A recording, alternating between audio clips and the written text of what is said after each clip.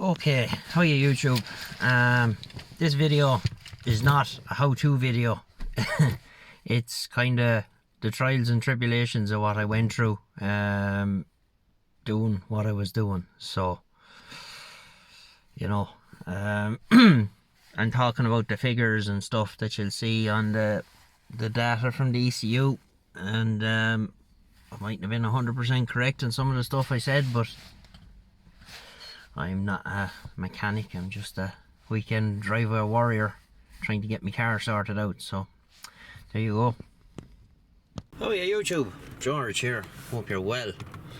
So car video, we haven't done one of these in a long time. So right, we had her in for the old NCT test, or MOT if you're in the UK, or roadworthiness test if you're in a different part of the world, and she failed the first time on a broken rear coil spring and emissions. So did the springs, give it a full service, threw a shot of dipetane in the tank and put her in for the test again, and lo and behold, it failed again, worse than the first time.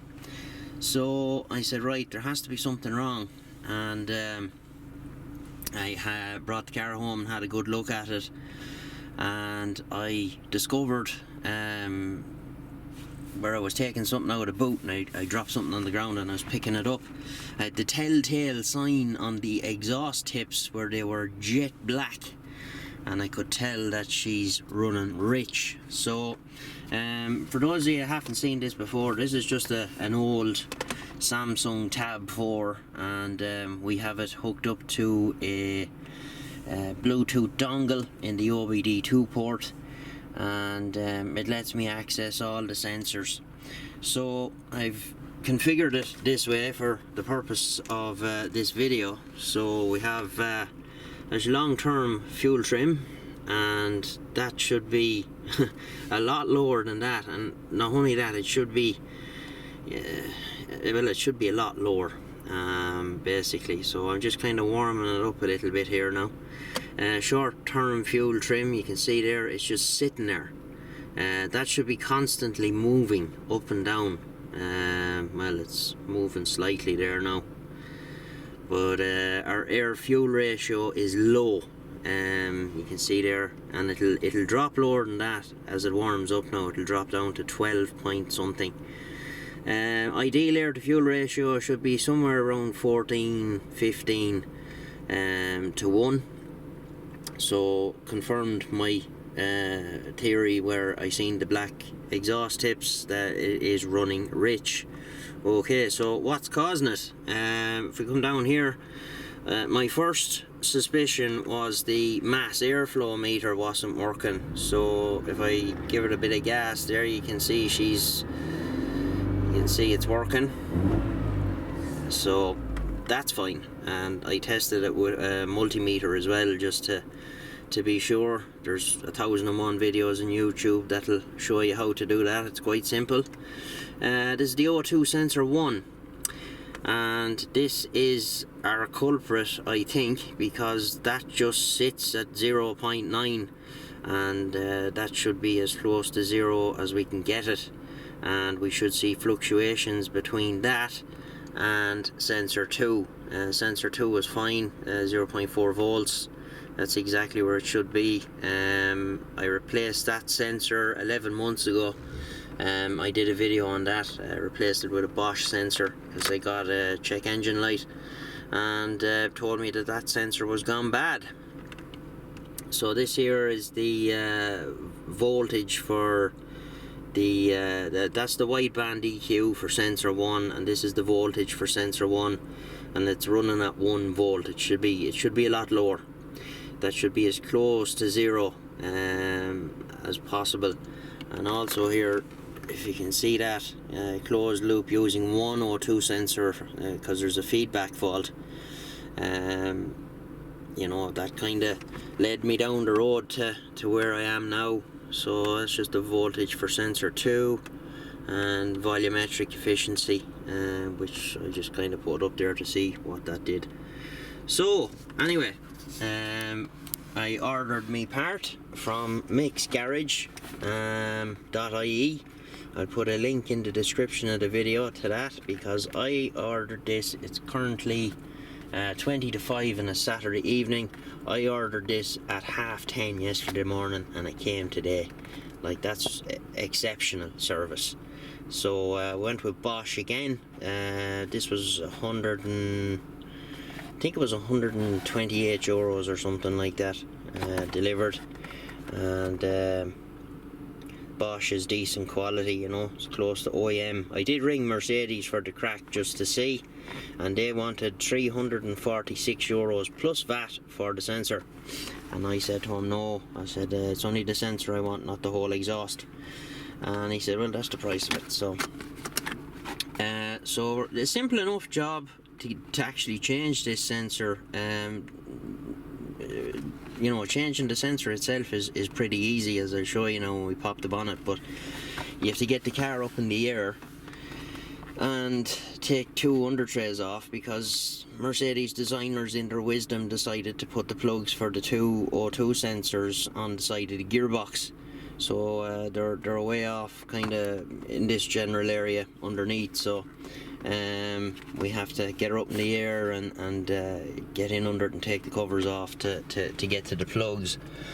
So all we need is a couple of spanners to get this out, and just kind of letting her run for a few minutes here, just to kind of get her warm. It'd be easier to open it once it's warm than if you were trying to open it when it's stone cold. So we'll get the bonnet up now and we'll show you the sensor.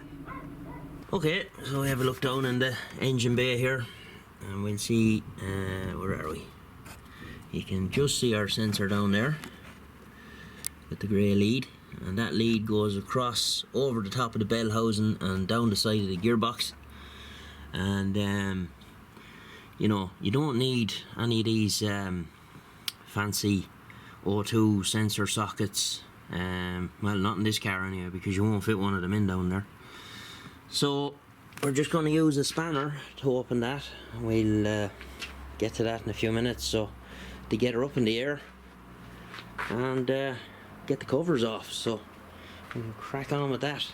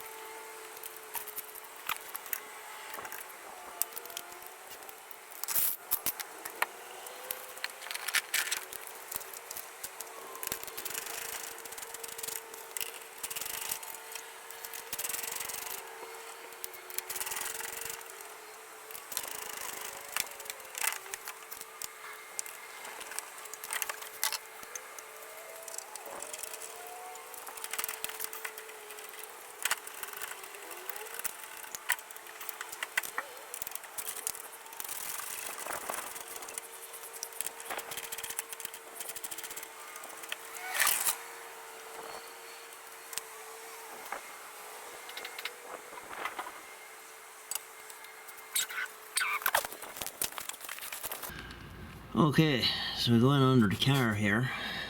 Oh, sorry. Right, so we're going under the car. This is our connector here. We have two. This one on the side here, that's for the rear sensor. As I said, that one is 11 months old. So it goes up over the top of the bell housing. And we'll just make our connections then once we get the new one installed, which will only take a couple of minutes. So see, hopefully. Why are we cutting the cable, I hear you ask? Well, reason being, we want to leave the old cable there And what we're going to do then is we'll tape the connector of the new sensor onto it and pull it over across the back of the bell housing rather than trying to fish it through.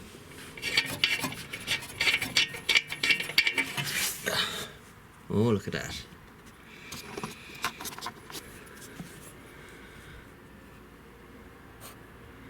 Well past its due date.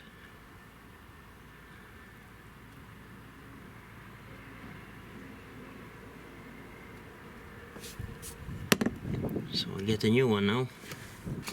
It's very important to make sure if you have a coupe like this, when you're ordering your parts, instead of just ordering like a W203, you want to use the CL203, which is the proper designator for these. And here's our new sensor.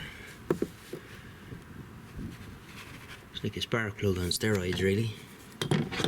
So you thread this in. It's already got copper grease on it, so you don't need to. Let me see. Yeah, there we go. It has the grease on it already, so you don't need to put any on.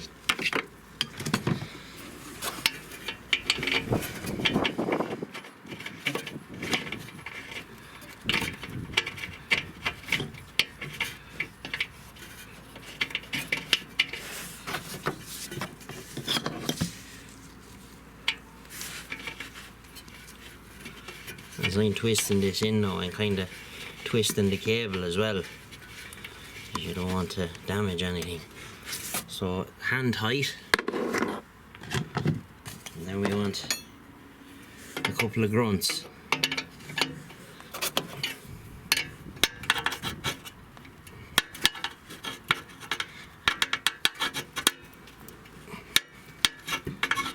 Oh, come on.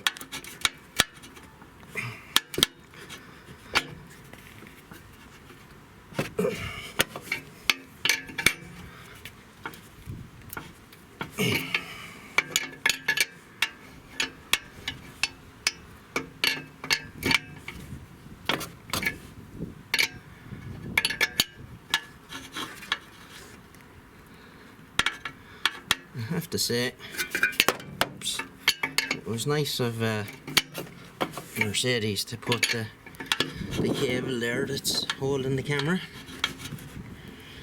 Appreciate that, lads. Okay, so that's in now. This is our plug end. We're going to attach this to the other cable down here. There's a clip on the back of this, by the way, just where you see it. And I'll get the new one out of the way. Where you see it disappearing up over the bell housing, there's a clip in there, so you just put your hand in and kind of release it. It's a bit fiddly.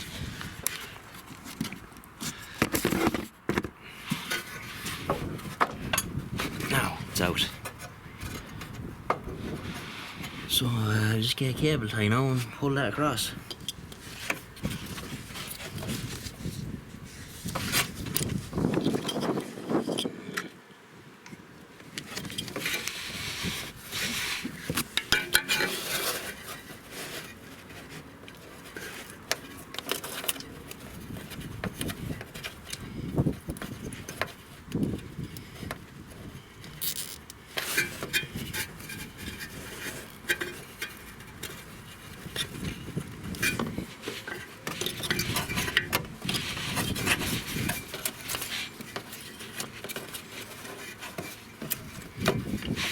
Oh, we can go underneath now and hopefully pull it across.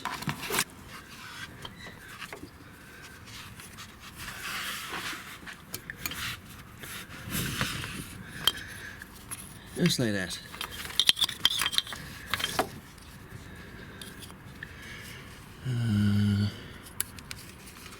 What do I need to open that now? Oh, I should just pull out. Oh.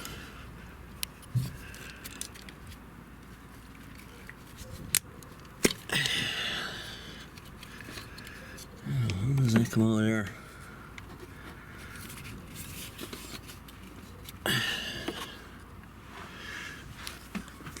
Trying to figure out what way it's held into that clip. Oh, it should pop out of it. See, just sits in that bracket. So we need to slide it. Where's my finger? There. You just slide it up and it'll come out of there. So I'm not going to be able to do this with one hand, so I'll have to put the camera down.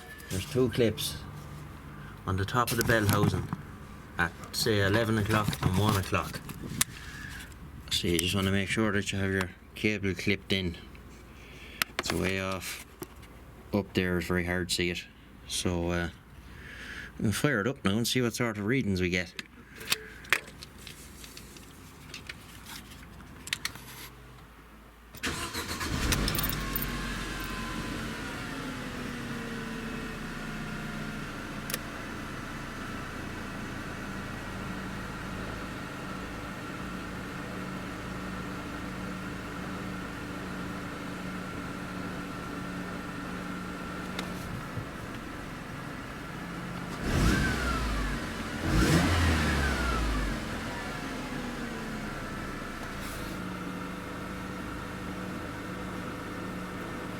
That'll change now in a minute, so I'll just let it run for a few minutes and we should see a change then. AFR is up. That's where it should be, 14.8.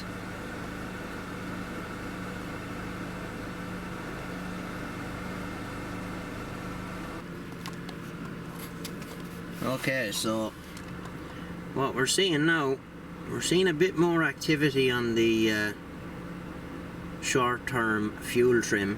You can see the two markers there, the red marker and the yellow marker. The yellow marker is kind of the lowest setting, which just before I put the camera on it was down there, so it was taking fuel out. And I don't know, I'm not sure about these voltages now. I do notice that the voltage on sensor 2 is a lot lower than it was.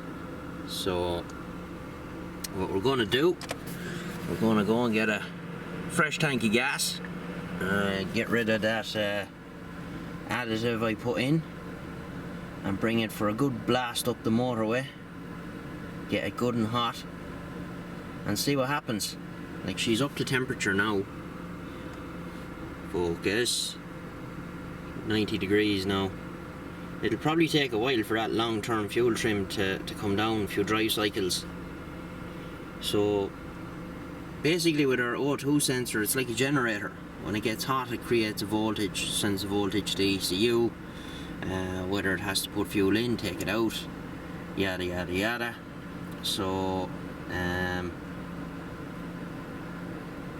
so we're getting our closed loop using O2 sensor for fuel mix, where we weren't getting that.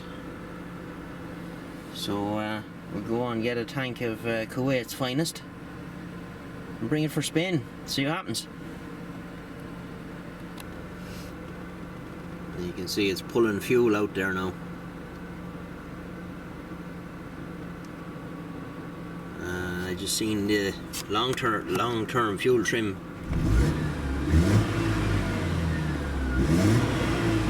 is going down to 0, well, near enough to it. So I think we're in business.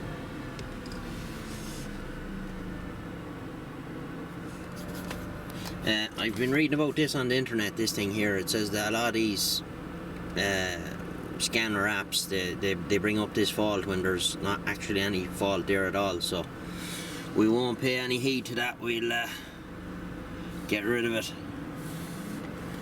So she's up to temperature there now. The fan's kicking in.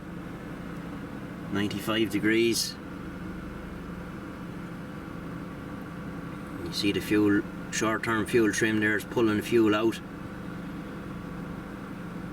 AFR kind of moving around a bit, so I'm not sure what the specific air-fuel ratio for this engine is. I'll have to look that up. I know that 14 is a good number, but 13 we'll take that. So it's the next day, and I still have an issue where the long-term fuel trim is high, and it only goes down under hard acceleration. So I think I found what's wrong. There's a vacuum pipe that runs under the airbox. You can just see it there, the corner of it. And what's happening is, when the engine is started, this pipe is collapsing because it's perished. So I'll get my beautiful assistant to start the engine, and you'll see it.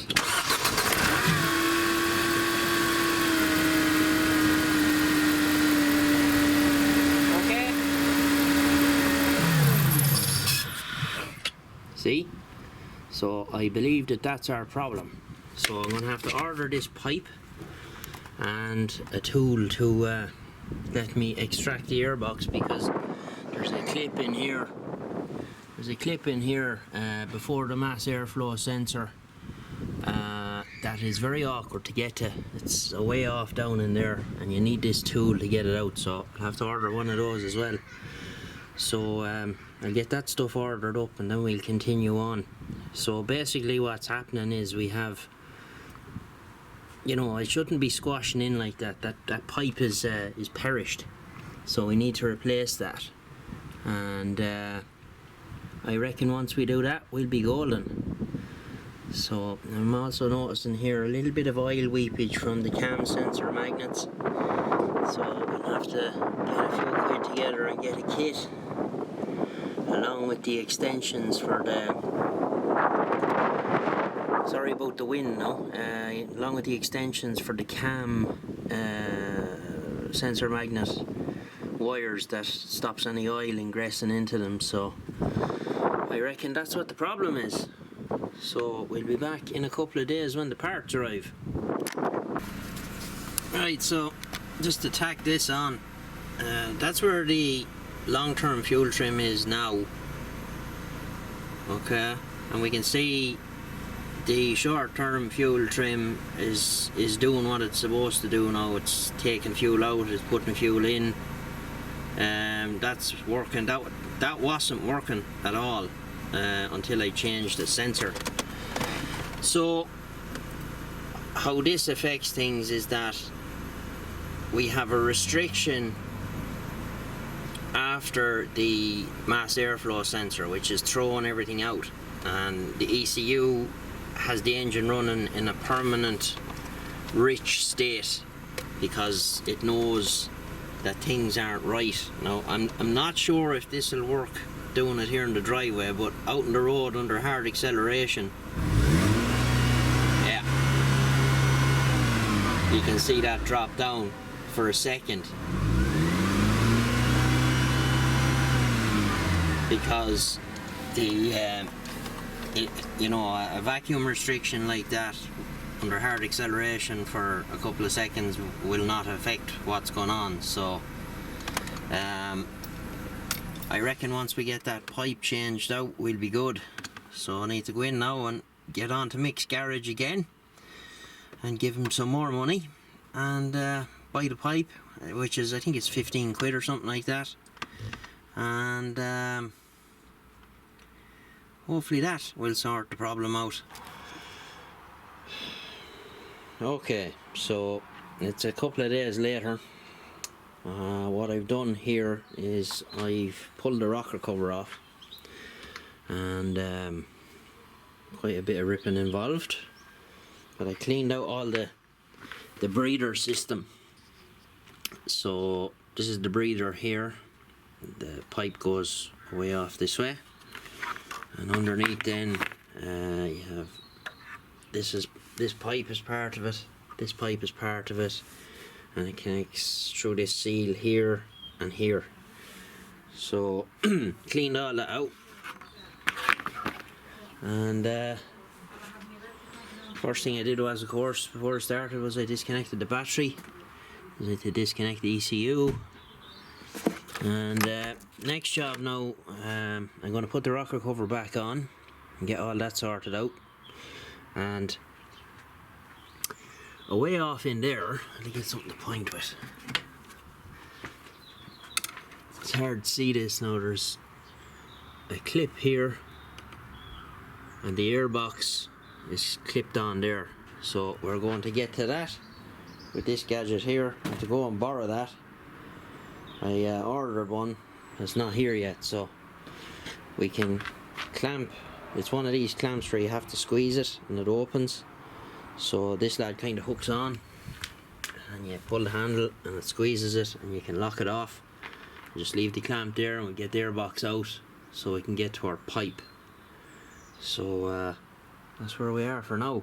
So I'll get the rocker cover back together, and then we'll get the airbox out. And you can take the airbox out, you don't have to whip the lid off or take the filter out. You can just take it out as a complete unit.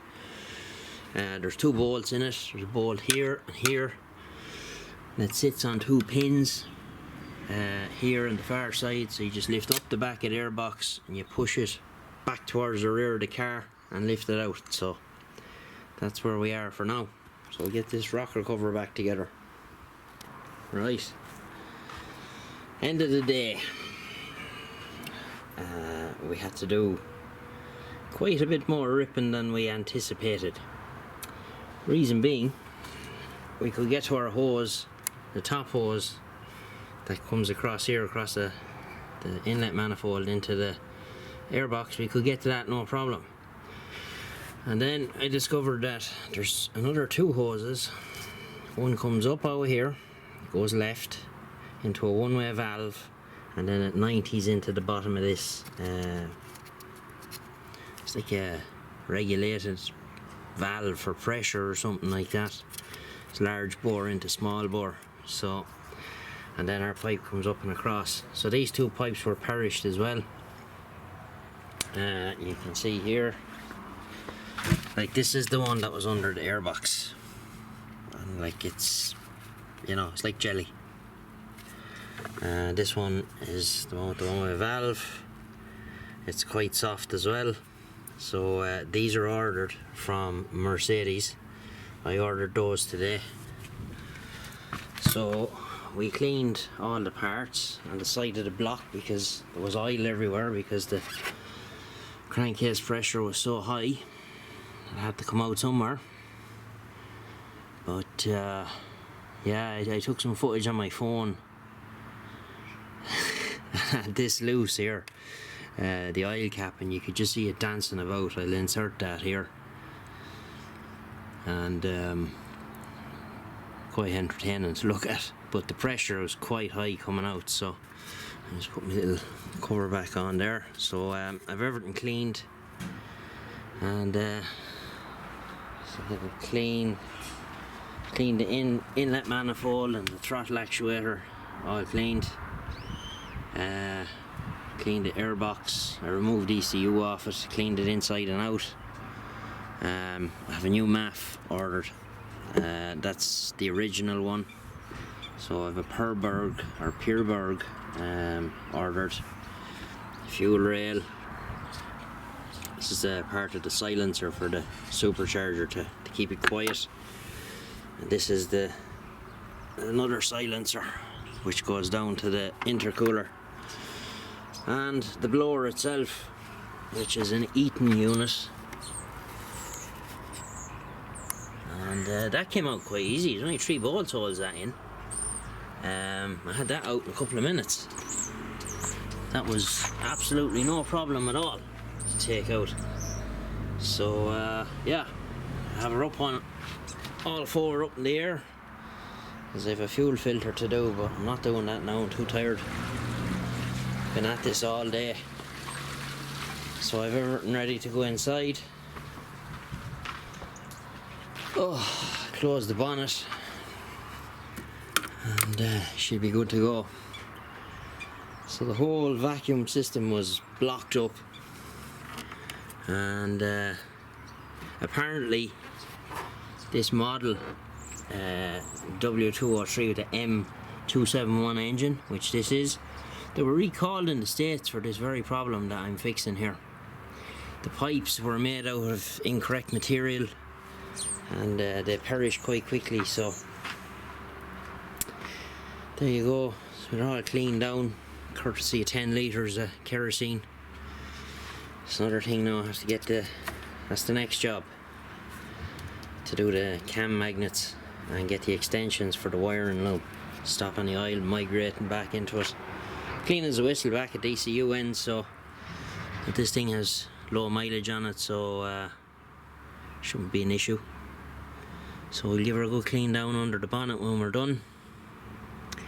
And yeah, these pipes go to the intercooler, which is full width. Like, the intercooler is full width across, so produces quite a bit of boost when she's at full chat. Had the rocker cover off, as you've seen. Another vacuum line here, this one, that goes down on the airbox somewhere.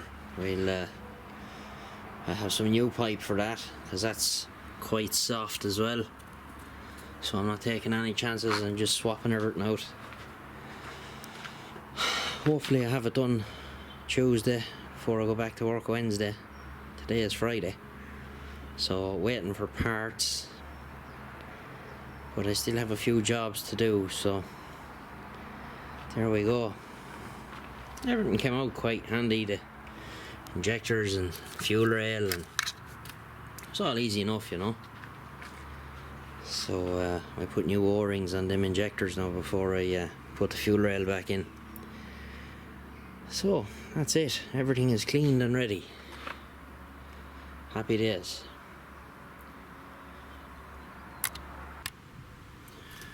So a few days later, here's all our parts. These are the two I was waiting for, this and this. Got some clamps, and that's the top hose there, so we'll start getting her back together.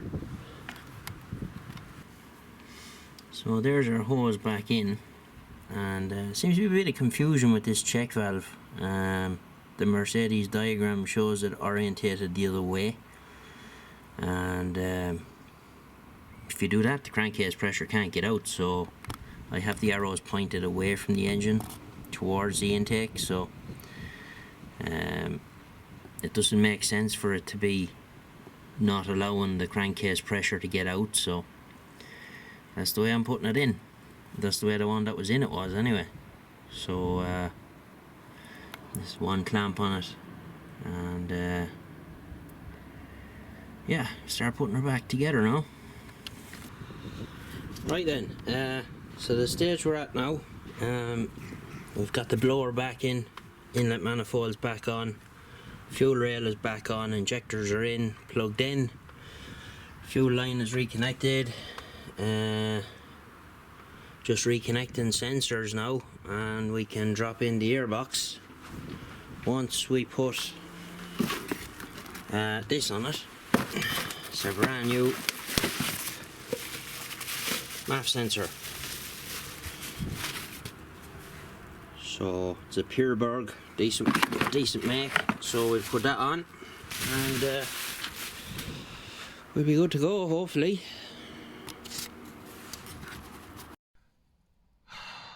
Okay, so after all that, I didn't film anymore because it was just taking too long to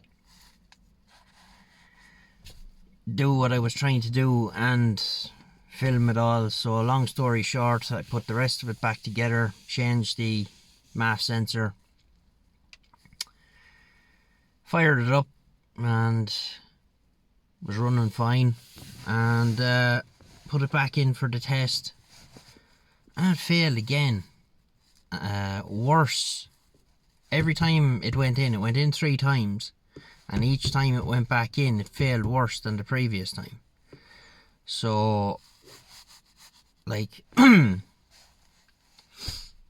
went then to, before I went for the last test, I went to a mechanic, fella I know, and he does a lot of ECU work, and I got him to reset the adaptations for the fuel trim, so it puts everything back to zero. I brought it for about 50-mile drive before the test, and came straight back from that 50-mile drive into the test centre, and in she went. And now, fair play to your man in the test centre, he must have spent 20 minutes trying to get it, you know. He kept trying and trying and trying, and no dice. So I I went off then and I was doing a bit more research, and you know, some people, there's a couple of forums I go on, Mercedes forums, and a lot of people seem to have had this problem.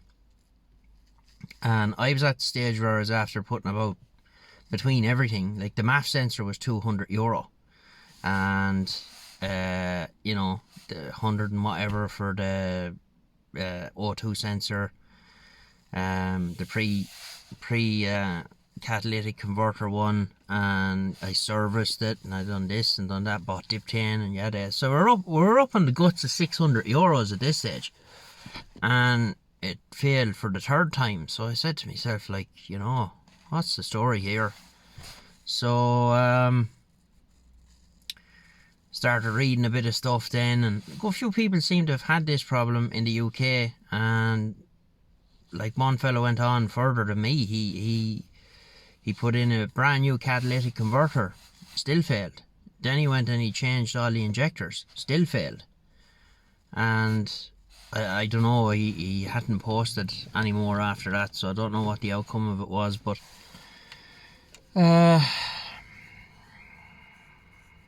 I just tore the whole thing apart and checking everything I could find to see what the problem was, and I couldn't find it.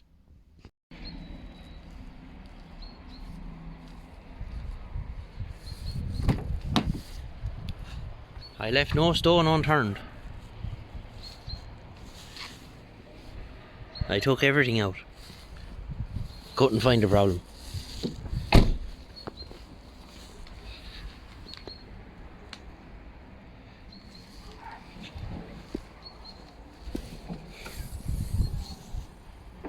All back apart again.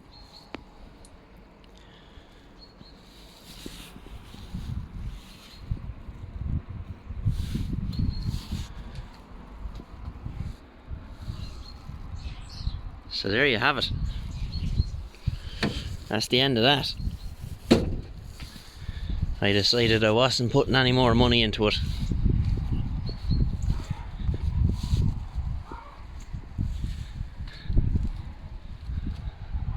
So it was a good car while it lasted.